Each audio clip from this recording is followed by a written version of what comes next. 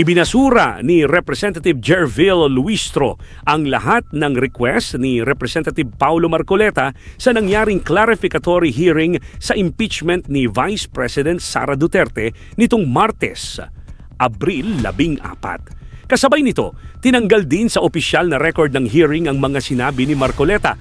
Panoorin ang buong detalye. Specifically, I respectfully urge the committee through a manifestation to require the following before receiving this written testimony into record and giving it any substantial evidentiary weight.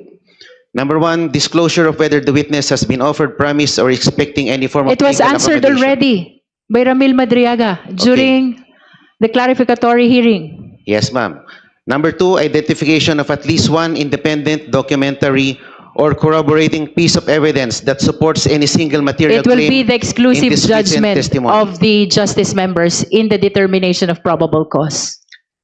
Number three, ma'am, clarification of how the witness, a man detained since July 2023, came to have knowledge of and access to the specific details he describes and how those details can be independently verified. That will be a probing question already. It should happen in the trial. It's not a question, ma'am.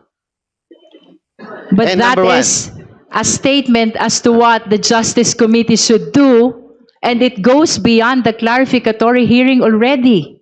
Opo. If you were observing earlier, I've been stopping the questions of so many members to make sure that we confine this proceeding to a clarificatory hearing. So please, Yes, do ma'am. not suggest something that will go beyond Yes, ma'am. the intention of this And proceeding. if I may take note, ma'am, the chair already called out most of the members of the committee into stating probing questions. And you are suggesting probing actions also. The last one that you read. Unless you don't understand what you It's a read. request, ma'am. It's a request. It's not That a is probing why question. I am reacting to your request because your request entails probing action already. Opo, and if I may make this observation, ma'am, halos 20 po ang kinall out po ninyo na nagpo-probe, probing questions. I don't know if the committee can still continue with a hearing na hindi nakapagtanong ng probing questions without violating with the confining to the standards of a hearing without going to a full trial. Kasi puro halos 20 This na. is not a trial. O nga, bakit po puro probing questions ang ating tinanong? Halos 25 po yata And ang that is kinall out why ninyo. we are preventing the Opo. justice members from raising or pursuing the probing questions. Yes, ma'am. And if, I don't know if this is probing again,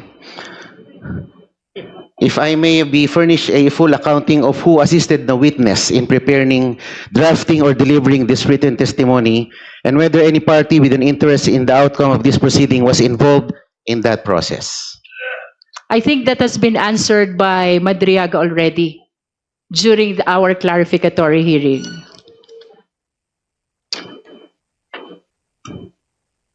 And my final remark, Madam. Madam Chair, the impeachment of a sitting constitutional officer is among the gravest acts this House can perform.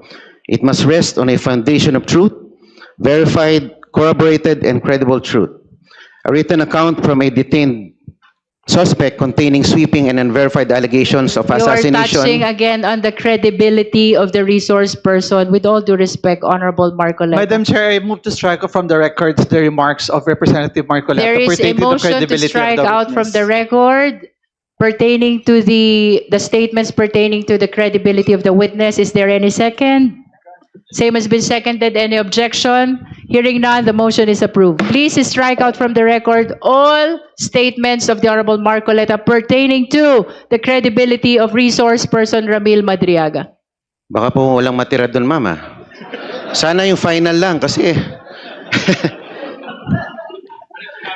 Please Wala nang- understand at that least the issues Filipino concerning people are watching kahit credibility na pina-strike out niyo yung mga must be statements ko. raised in the trial Ma'am, and not in this clarificatory when you were hearing. interviewed before the media, ma'am, Sinabi nyo, you're here to test the credibility Please of the confine witness. your Madam Chair, manifestation point of to what order. is happening in this Madam proceeding. Chair, point The of Honorable order. Diaz Suarez. Are you backpedaling? With the permission of Congressman Marcoleta, I think we've given the gentleman enough and sufficient time to explain and expound on his position. We still have so many matters to discuss, and so many resource persons have been waiting. So may I ask the indulgence of the good congressman if we can already put and conclude his position and move on with our hearing, because Madam Chair, it's 3:45 in the afternoon.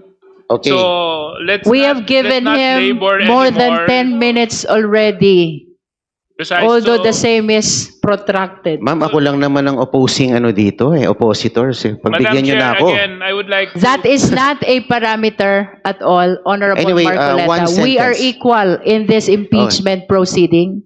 We do not look as to the political affiliation of the justice members. We are investigators here, conducting a clarificatory hearing for only one purpose. That is the determination of probable cause. Thank you, ma'am. My final sentence. Last sentence. Please be so guided. The Filipino people are watching this proceeding. They are watching to see whether this committee will hold itself to the standard that the Constitution and the gravity of this moment demand. I am confident that the honorable members of this committee are fully capable of meeting this standard. I make this manifestation in faithful service to this institution, to the truth, and to the Filipino people. Thank you, Madam Chair. All right, we proceed to our next witness.